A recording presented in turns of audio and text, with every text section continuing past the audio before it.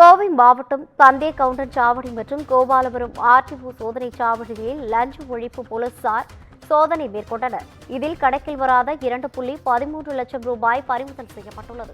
இதுகுறித்தான கூடுதல் விவரங்களை வழங்குவதற்காக நமது செய்தியாளர் ஞானசேகரன் இணைப்பில் இருக்கிறார். வணக்கம் ஞானசேகரன். கோவை மாவட்டத்தில் 2 இடங்களில் சோதனை சாவடிகளில் லஞ்ச ஒழிப்புத்துறையினர் கணக்கில் வராத 2.13 லட்சம் பணத்தை பறிமுதல் செய்திருக்கின்றனர். இதுகுறித்தான கூடுதல் விவரங்களை வழங்கலாம். வணக்கம் பிரவீனா.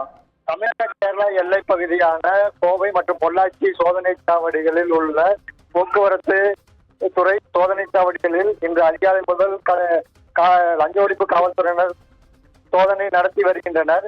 இதில் கோவை சோதனை சாவடி, தந்தே கவுண்டன் சாவடி மற்றும் பொள்ளாச்சி கோபாலபுரம் ஆகிய 2 போக்குவரத்து சோதனை சாவடிகளில் நடைபெற்றது. இந்த சோதனையில் கணக்கில் வராத பணம் 2,13,640 பறிமுதல் செய்ய அங்கு பணியில் இருந்த ஊழியர்களிடம் விசாரணை நடைபெற்று வருகிறது.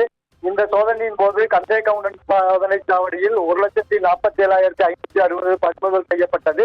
அதில் 1 லட்சம் சேமிப்பு அறையில் இருந்த பிரிண்டருக்குள் மறைத்து வைத்திருந்தது தெரிய வந்தது. மேஜையில் ரூபாய் 17,060 இருந்தது. மேலும் அங்கிருந்த ரேக்குகளில் 30,500 கணக்கில் வராத பணம் இருந்தது கண்டுபிடிக்கப்பட்டது. இதையடுத்து அங்கு பணியில் இருந்த சதீஷ் ஜெயச்சந்திரன் மற்றும் உதவியாளர் லோகநாதன் ஆகிய 2 காவல்துறையினர் விசாரணை நடத்தி வருகின்றனர்.